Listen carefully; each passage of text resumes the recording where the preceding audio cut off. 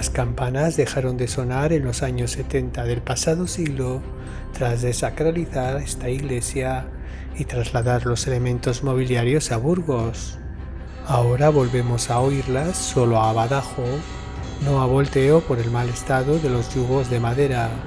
Tras la gran consolidación estructural del edificio realizada por la Junta de Castilla y León y el empeño en su restauración por parte de la Asociación Cultural Amigos de Villamorón, que este año cumplirá su 20 aniversario. La monumentalidad de la iglesia de Santiago Apóstol de Villamorón sobresale de las ruinas de un pequeño y deshabitado caserío dependiente de Villegas, cerca del río Bruyés. Sorprende un templo así, con una población tan exigua, siendo también infrecuente su fábrica sin apenas modificaciones del proyecto original, con un aspecto exterior fortificado y gran solidez arquitectónica. En la primera parte del documental conoceremos su historia, arquitectura y forma constructiva. En la segunda, cómo nació la Asociación Cultural Amigos de Villamorón en 2003, la consolidación estructural que realizó la Junta de Castilla y León entre 2009 y 2010 y las restauraciones llevadas a cabo con la campaña de micromecenazgo junto a las que quedan por realizar. Hace 2500 años, en la primera edad del hierro, cerca de Villamorón, habitó un grupo de familias ganaderas, dejando una importante necrópolis. El asentamiento, ocupado luego por los celtíberos, posteriormente se convirtió en la villa romana Segisama Julia, la actual Sasamón. En las cercanías de Villamorón existe una fuente romana restaurada, que junto a los numerosos pozos eran los únicos puntos de abastecimiento de agua potable hasta la conexión a la red de agua en 1987.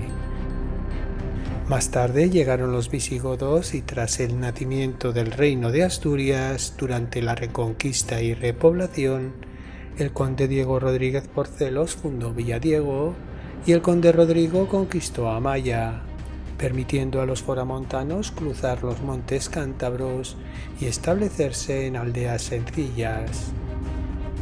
Diego, el hijo de don Rodrigo, fundó la ciudad de Burgos y el conde Nuño Núñez se asentó en Castrojeriz, uno de esos grupos familiares que cruzó los montes cántabros dirigidos por Egas y Mauronta. Con el permiso del conde de Villadiego se asentó en Villegas, Villa de Egas y Villamorón, Villa de Mauronta. Tras una etapa de desarrollo económico por la importancia mercantil de la ciudad de Burgos, se construyeron y remodelaron iglesias. Villegas y Villamorón pertenecían al alfoz de Ormaza desde el siglo X, y el templo de Villamorón pudo ser obra del señorío de un noble al estar dedicado al apóstol Santiago.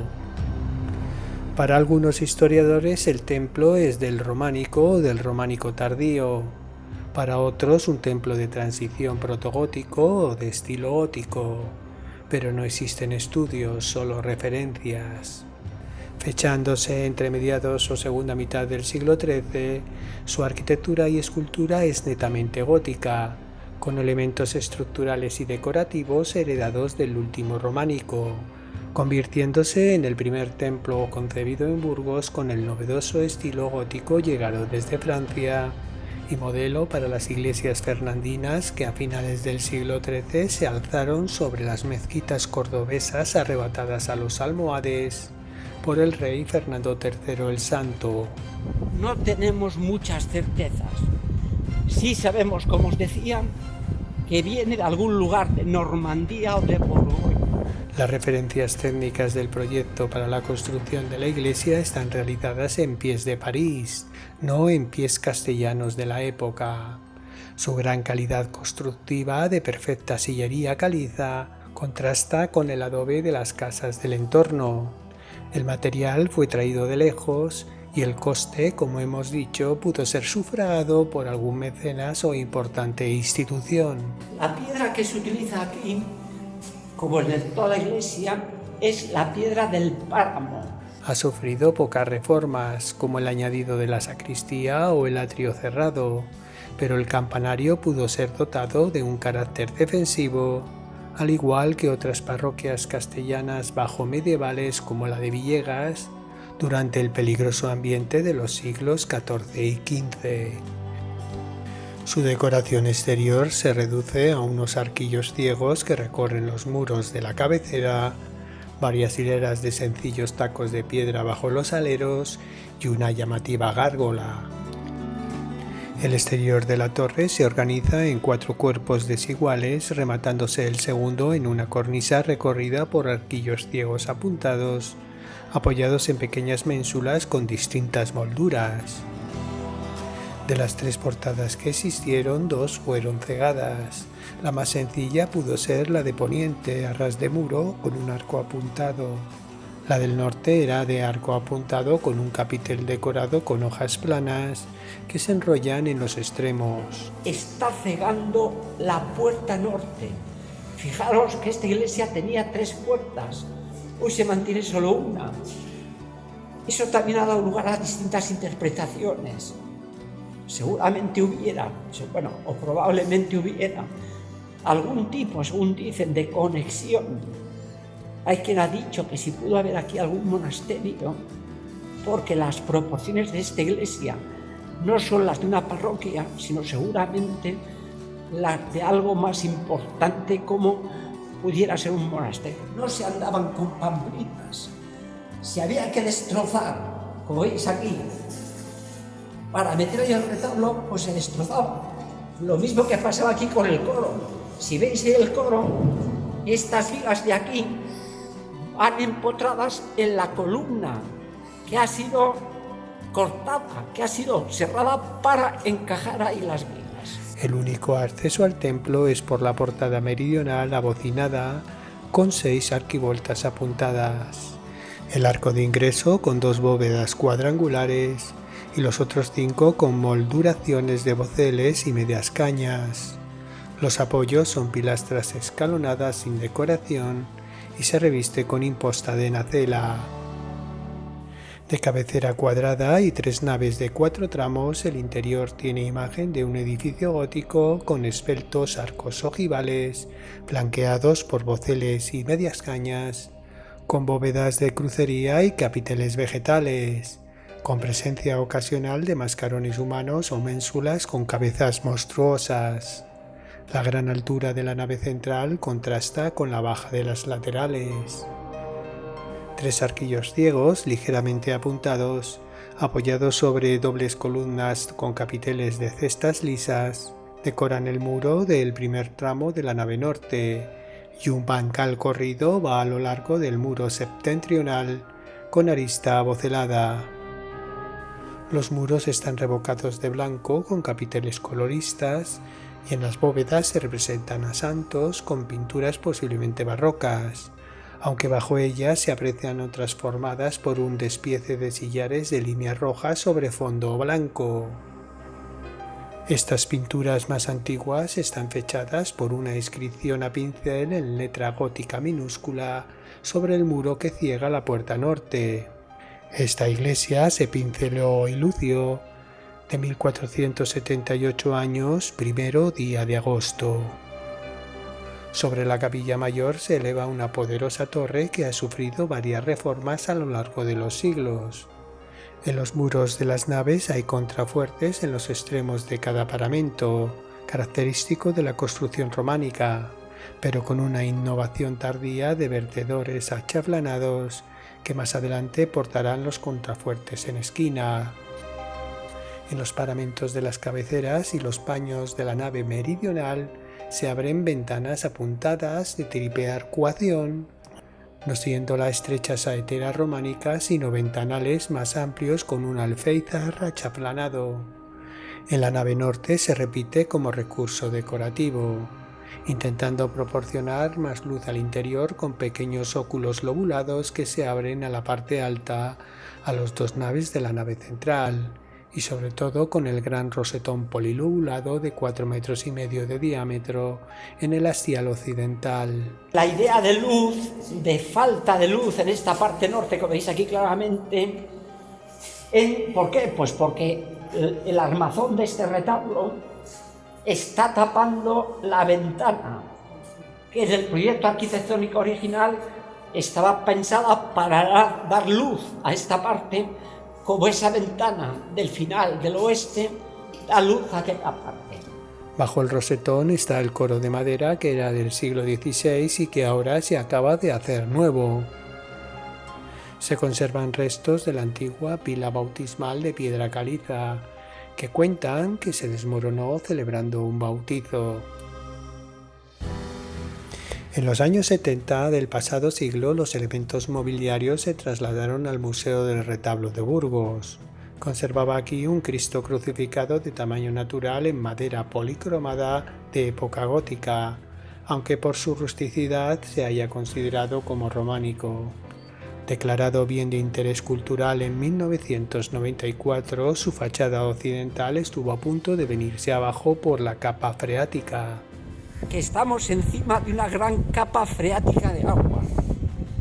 Aquí todas las casas tienen su propio pozo. La iglesia tiene también su propio pozo, lo que hacía que en esa fachada occidental, con la existencia de otros pozos de las viviendas aledañas, el pequeño flujo, cada vez que se sacaba agua, contribuía a desestabilizar el edificio. La despoblación dejó en gran parte abandonado el pueblo, y los problemas de cimentación con el paso del tiempo amenazaron con la destrucción del templo. Pero el llamamiento y el deseo de un grupo de 8 personas en crear una asociación cultural para trabajar por la rehabilitación de la iglesia de Villamorón hizo que el 31 de octubre de 2003 naciera la Asociación Cultural Amigos de Villamorón, formada por vecinos o antiguos vecinos de la villa, sus descendientes y personas de otras provincias. Porque aquí la Junta dedicó nada más y nada menos que 1.300.000 euros a consolidar el edificio. La Junta de Castilla y León realizó entre 2009 y 2010 la consolidación estructural de arcos y bóvedas mediante la recuperación de la geometría de las plementerías, la retirada gradual de plataformas y aperos, la protección general de las policromías en bóvedas, la protección de las vidrieras, la sustitución de la armadura y el tejado sobre la torre, la restitución de la coronación de ambos usos de escaleras, además del desmontaje y reposición de la estructura de la cubierta en la nave central y laterales, así como la consolidación del relleno en los senos de las bóvedas. De hecho, en la zona del ábside principal tuvieron que coser la pared a través de barras metálicas para evitar que el edificio siguiera abriéndose. Aquí donde estáis ya había sillares de las bóvedas que estaban en el suelo, y estas baldosas en blanco, blanquecinas, indican precisamente que se rompieron por los sillares que caían, unos pedazos enormes de sillares de las bóvedas que cayeron aquí. No sé si veis, por ejemplo, en el ábside, de arriba a abajo se ve como una línea, un poco más blanquecina. Pues todo eso lo tuvieron que coser con barras metálicas porque se estaba abriendo el edificio. ¿Y por qué se abría el edificio? Porque las cubiertas, es decir, el tejado, se estaba apoyando sobre las bóvedas. Las bóvedas es lo que vemos aquí ahora, cuando la función de las bóvedas no es esa. Con tanto peso, este es un problema muy característico de todo este tipo de edificios. ¿Qué estaba sucediendo? Que la iglesia se estaba abriendo. La Asociación Amigos de Villamorón asumió algunos trabajos menores en el interior, restaurando el suelo de la sacristía y cerrando las ventanas del campanario. Y gracias a una campaña de micromecenazgo ciudadano instaurado hace año y medio, se ha comenzado la restauración interior para equilibrarlo con la imagen exterior del templo, interviniendo en el coro, las ventanas y un altar. Ha sido posible gracias a la campaña de micromecenazgo que hace año y medio lanzamos con Hispania Nostra. Tuvo bastante repercusión mediática y un notable éxito a la hora de recaudar una financiación que nos era muy importante para abordar el interior de la iglesia. Se centraba esa campaña en dos elementos fundamentalmente, que son los paramentos verticales, vulgarmente las paredes, y luego también el coro. Estas ventanas que hoy día lucen estas preciosas vidrieras son totalmente nuevas, diseñadas por el propio arquitecto Antonio de la Fuente y realizadas por un taller de vidrieros muy conocido en Burgos, que seguramente hayáis oído hablar de él. Es el taller de los hermanos Barrio. Estas ventanas, óculos y el rosetón, que luego veremos, estaban totalmente destrozadas. Y muchas de ellas estaban incluso cegadas con ladrillos de adobe. Este coro, por el libro de fábrica, data, bueno, el original, no el actual, claro, que habrá sufrido muchas reformas, de 1526. Si os fijáis ya de entrada, es de esos añadidos que no son felices para nada, porque todo el acceso, esa escalera que va empotrada ahí contra una ventana, pues habla de la poca delicadeza de la gente posterior a ese gran proyecto arquitectónico inicial. También habrá que reparar los paramentos verticales del resto de la iglesia y las policromías en una siguiente fase, sin otra campaña de micromecenazgo, con los fondos que queden y las ayudas de la Junta. Y es una imagen que data desde hace 8 años, que es el tiempo en el que se tuvo que desmontar el retablo mayor, que actualmente se encuentra embalado ahí debajo del coro. Por eso hemos puesto esos paneles un poco para tapar las vergüenzas, digámoslo así. Hubo que desmontarlo porque ya podéis imaginar que su estado era lamentable y estaba a punto de venirse abajo con el peligro que eso suponía. De eso ya veremos si tenemos éxito en una siguiente fase de poder recuperarlo, porque son palabras mayores. Ya disponemos de presupuestos que superan los 50.000 euros. Se trata de un retablo barroco sin policromar. Y también hay mucho debate al respecto en el seno de la asociación, etcétera, que hay que opinar que debe dejarse esto así, tal cual. Actualmente la asociación, con más de un centenar de miembros, no interviene económicamente en la recuperación de la iglesia ni recoge dinero para su recuperación, sino que se financia con la aportación de los socios, cuyas cuotas son para los gastos de la asociación y no para arreglar la iglesia.